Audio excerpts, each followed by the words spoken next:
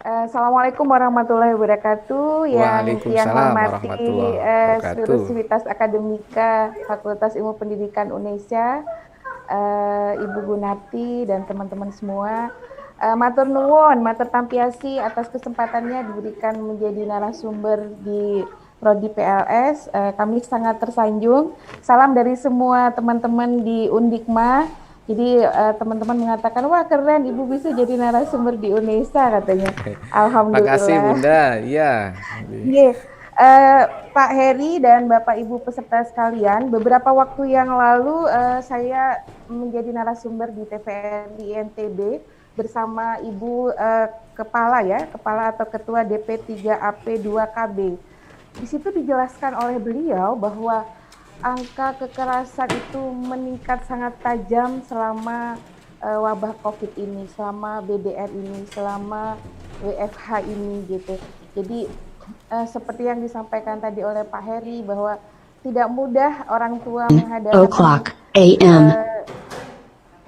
halo Iya ya, Bunda, masih masih terdengar kedengaran? jelas suaranya. Iya. Mohon Bapak Ibu peserta di mute ya Terdengar? link Zoom-nya. Selain Iya, pemateri, mohon dengan hormat mute iya. link Saya Zoom-nya. lanjutkan Bapak Iya. Ibu. Eh, di beberapa kabupaten di NTB sendiri disampaikan oleh beliau bahwa angka kekerasan pada anak itu meningkat begitu. Sehingga memang situasi ini tidak sederhana, tidak mudah, dibutuhkan pencerahan bagi orang tua. Kita ingatkan kembali kepada orang tua.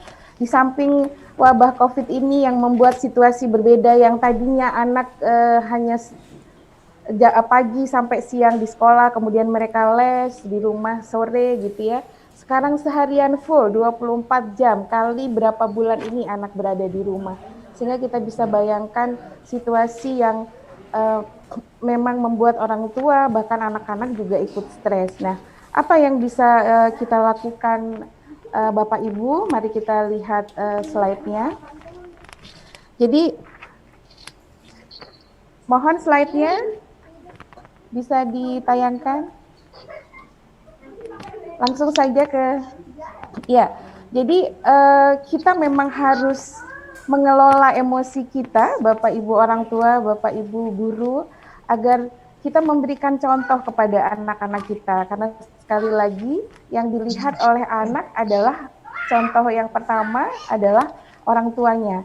Jadi anak harus mendapatkan contoh bagaimana kita saat kita marah, saat kita senang gitu ya. Terutama ini saat kita marah, ini penting sekali bagi anak untuk mereka agar mereka bisa mengelola emosinya juga. Nah, dimulai dari orang tua yang harus bisa mengelola emosi mereka dengan baik.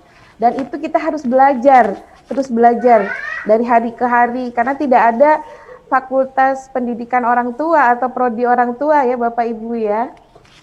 Sehingga kita harus terus belajar. Maaf, ini apakah suaranya terdengar? Masih terdengar jelas Bunda? Bisa dilanjutkan slide selanjutnya.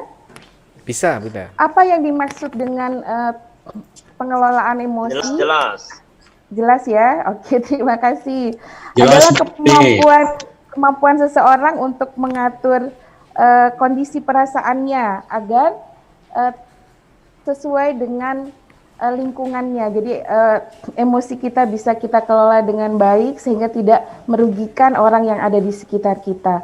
Sedangkan emosi itu sendiri diartikan sebagai perasaan yang kita miliki ketika kita berada dalam situasi tertentu atau ketika kita berinteraksi dengan seseorang yang kita anggap penting. Kenapa di sini dikatakan yang kita anggap penting? Kita kadang-kadang juga dapat perilaku yang berbagai perilaku dari lingkungan sekitar kita. Tapi biasanya yang kita respon paling cepat adalah pada orang-orang yang kita anggap penting tadi gitu ya. Jadi beberapa yang lain biasanya kita tidak terlalu respon, karena kita memang menganggapnya tidak penting. Lanjut.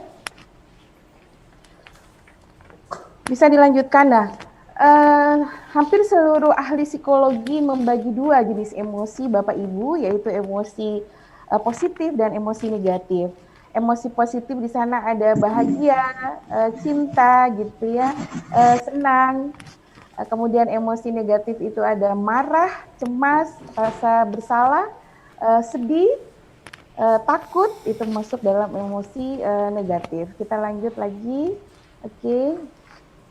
Apa yang dimaksud dengan bahagia, Bapak Ibu? Bahagia adalah emosi yang kita rasakan saat kita merasa senang, kita merasa puas, dan kita merasa nyaman, sejahtera gitu ya.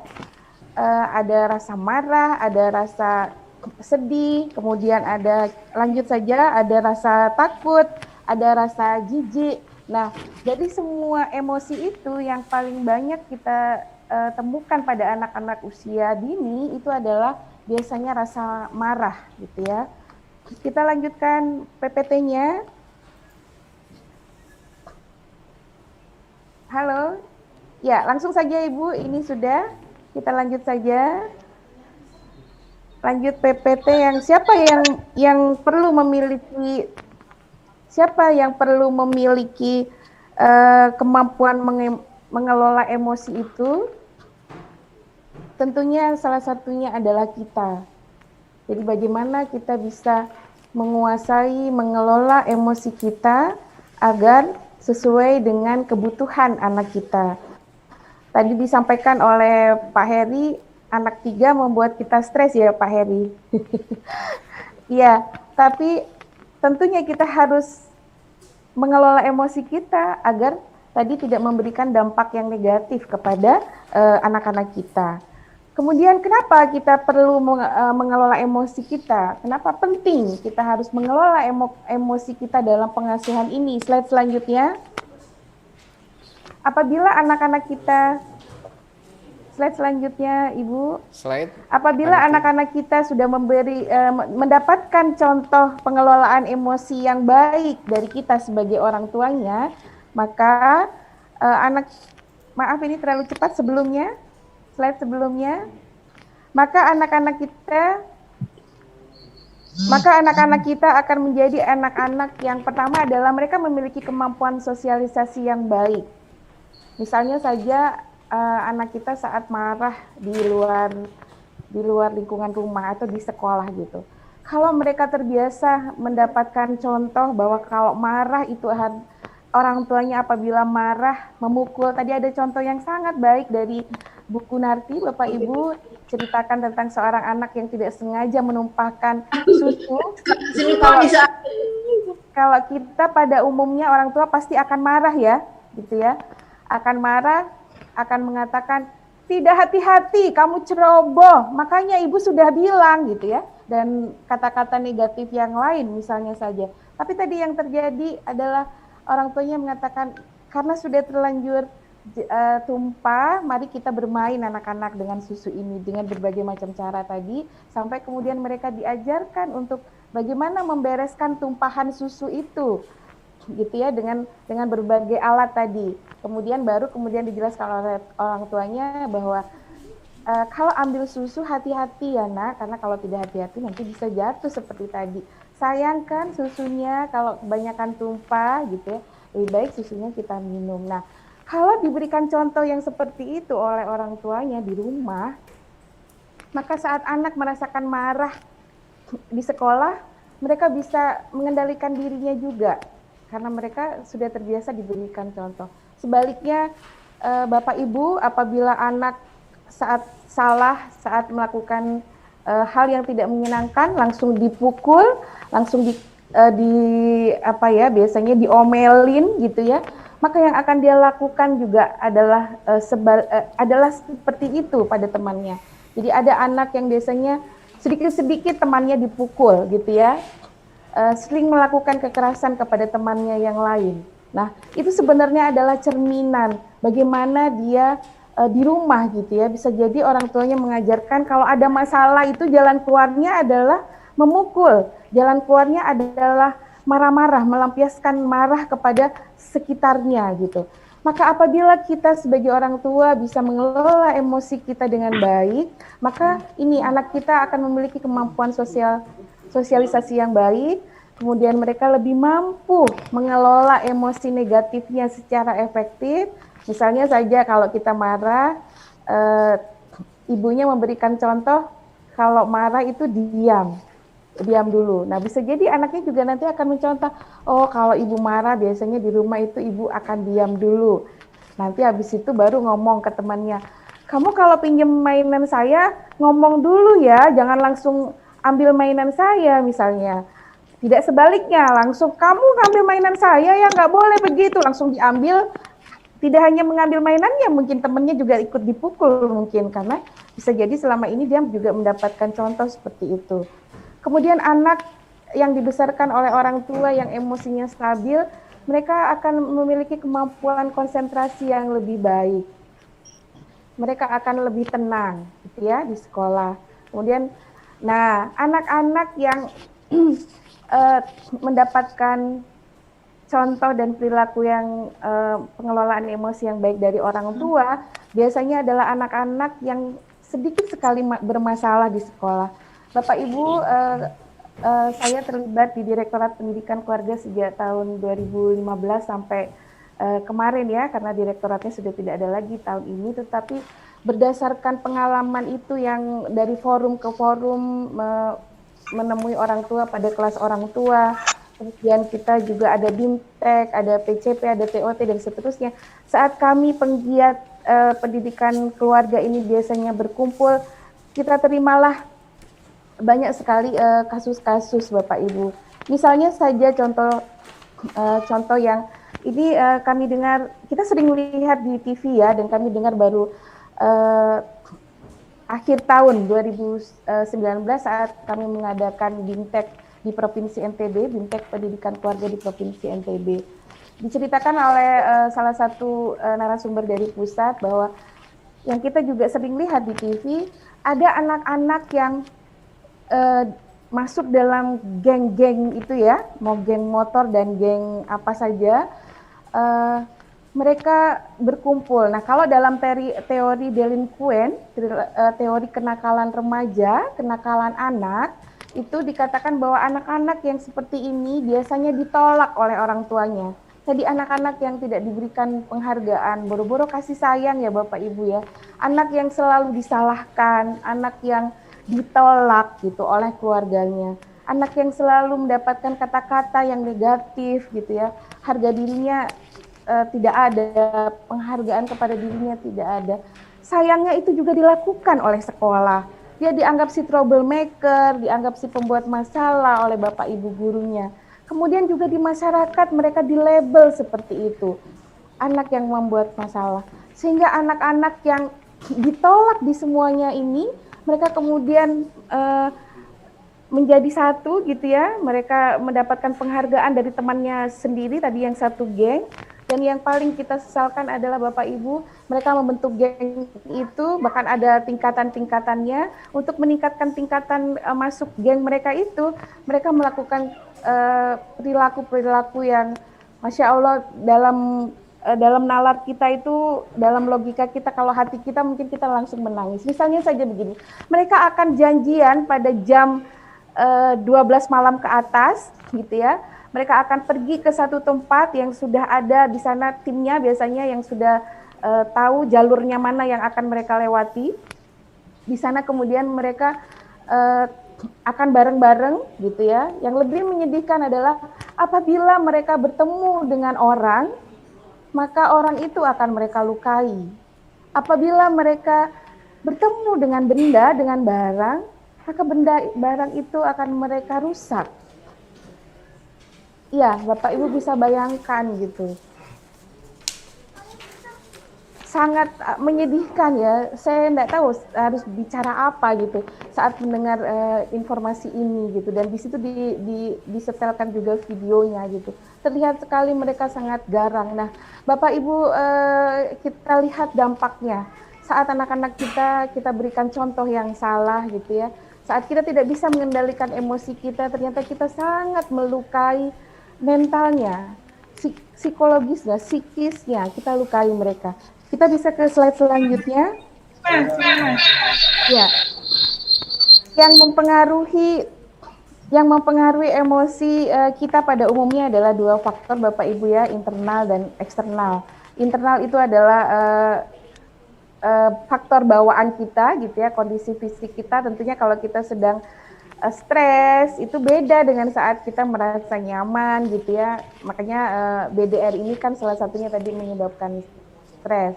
Kemudian temperamen kita atau faktor bawaan kita seperti apa, sistem saraf kita, struktur otak kita, dan faktor eksternal.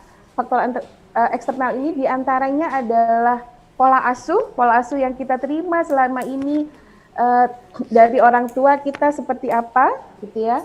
Kemudian kebudayaan, nah budaya ini juga penting. Bagaimana misalnya Tian yang orang Jawa gitu ya, dibesarkan di Jakarta dengan budaya Jakarta, kemudian sekarang sejak 10 tahun yang lalu menjadi orang Lombok.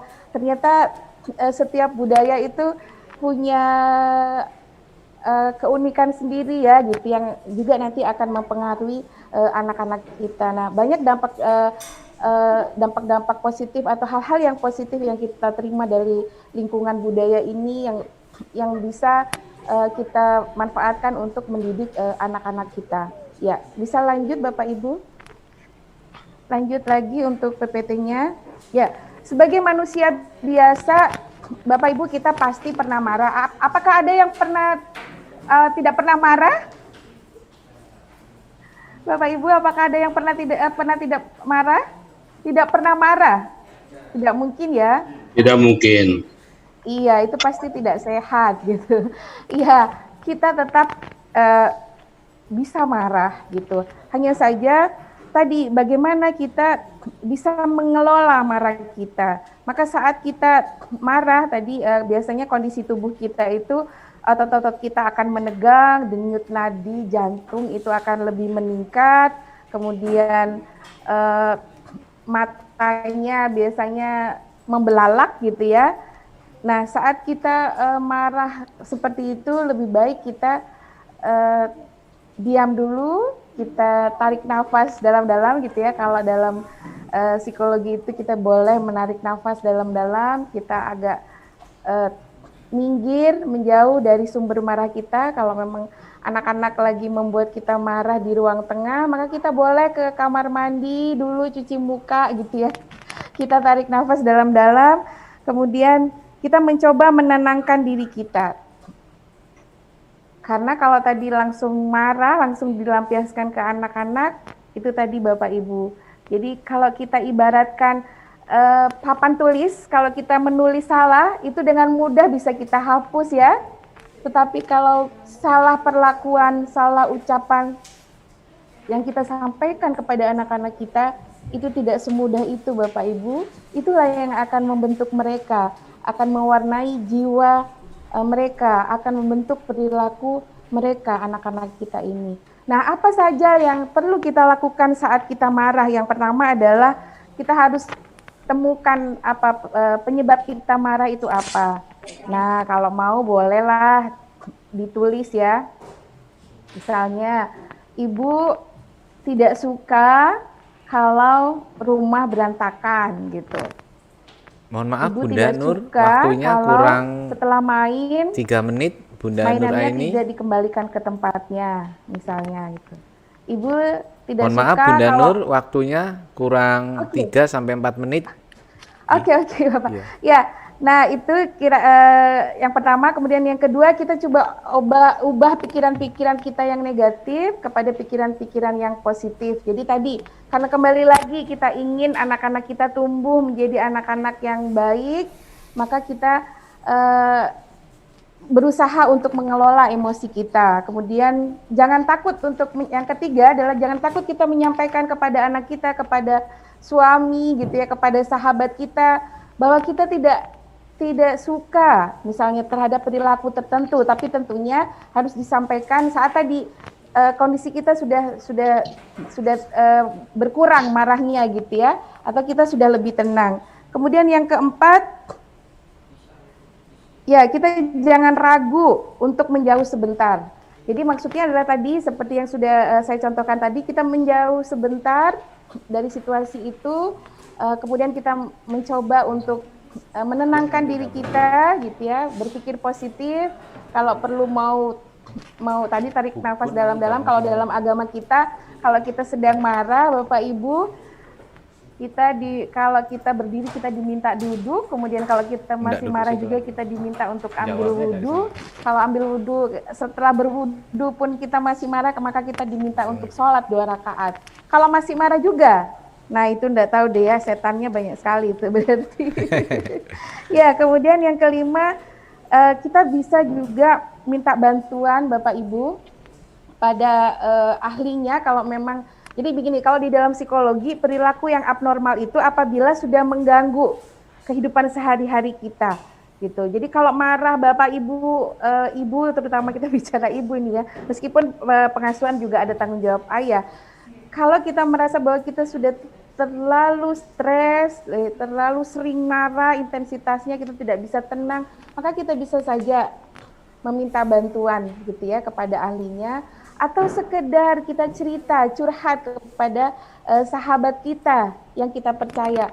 Aduh, saya begini nih, anak saya kenapa ya begini gitu. Mungkin kita nanti bisa, kalaupun kita tidak mendapatkan jalan keluar, tapi paling tidak kita sudah lega, kita sudah katarsis. Atau yang paling sebenarnya sahabat yang paling baik untuk membicarakan anak kita adalah suami kita ya Bapak Ibu.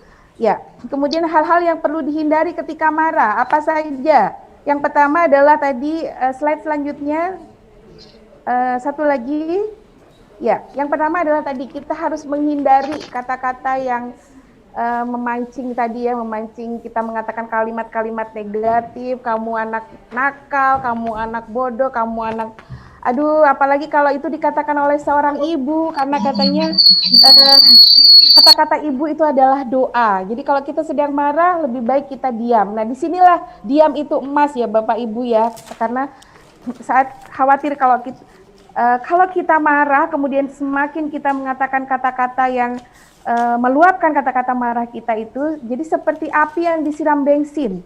Jadi ternyata kita semakin marah gitu. Jadi kalau marah memang tadi lebih baik kita diam dan mengambil posisi agak menjauh. Kemudian yang kedua, itu hindari melakukan kekerasan pada anak.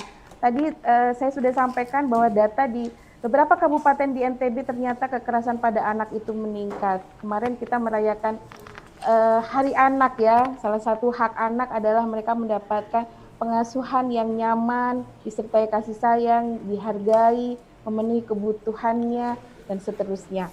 Ya, jadi kita sebisa mungkin menghindari Bapak Ibu, jangan pernah ada kekerasan fisik pada anak-anak kita, dan kekerasan verbal juga ya, karena itu juga sangat mempengaruhi anak. Selanjutnya, ya Bapak Ibu, slide selanjutnya. Anak-anak kita tidak butuh orang tua yang sempurna, tapi mereka butuh orang tua yang bersedia untuk terus tumbuh, mau memperbaiki diri, dan memiliki hati yang terbuka, karena kita juga manusia, banyak khilafnya. Tidak ada jurusan program studi menjadi orang tua yang baik Bapak Ibu ya. Kita akan belajar terus menjadi orang tua dari waktu ke waktu. Tantangan pengasuhan saat ini memang sangat berat, tidak sama seperti 5-10 tahun yang lalu, karena itu kita sebagai orang tua harus terus belajar. Dan menjadi anak pada saat ini juga tidak mudah. Tidak mudah seperti kita dulu waktu kecil. Kita tidak ada gadget waktu itu Bapak Ibu ya. Orang tua kita juga tidak pernah teriak-teriak pada kita, sudah berhenti main HP-nya gitu ya, karena dulu juga tidak ada gadget. Tapi itulah kondisi sekarang, bagaimana kita terus mau mencoba adaptasi gitu ya, dengan mencoba melihat sisi-sisi positifnya dari situasi yang sekarang. Oke, lanjut. Bagaimana ketika anak marah? Ini ciri-cirinya Bapak Ibu seperti yang saya katakan di slide yang di awal tadi, bahwa pada anak usia dini marah itu emosi negatif yang paling sering muncul adalah marah. Nah, ya. Jadi biasanya emosinya akan meledak-meledak atau biasa juga disebut tantrum. Nah, bagaimana saat anak tantrum? Kalau bisa kita atasi dengan kita memberikan penjelasan, biasanya agak susah, mereka terus teriakan. Nah, ternyata pelukan itu penting sekali Bapak Ibu. Lanjut ke slide selanjutnya. Ya. Mohon maaf Bunda, waktunya sudah habis nih. Atau nanti dilanjut pada saat diskusi tanya jawab begitu? Iya, boleh Bapak. Iya. Iya. Di slide yang ini aja terakhir Ibu, boleh Coba slide yang terakhir, ada panitia. gambar orang tua. Ya, slide. Oke, lagi satu lagi slide-nya. Ya, jadi Bapak Ibu, maaf yang masih di atas tadi Ibu, masih di atas. Ya, jadi begini, ketika kita sedang mendidik anak-anak kita, sebenarnya kita itu sedang mendidik diri kita sendiri, Bapak Ibu. Kita sedang membentuk perilaku kita maupun anak-anak kita. Ini ada sedikit saya berikan bagaimana strategi belajar saat ini, hampir sama dengan yang disampaikan oleh Bu Gunarti tadi. Ya, terima kasih Pak Heri. Terima kasih Bunda Nur Aini. Kita berikan aplaus dari tempat masing-masing untuk Bunda Nur. Terima kasih. Materi yang sangat luar biasa. Bapak Ibu peserta seminar yang kami hormati.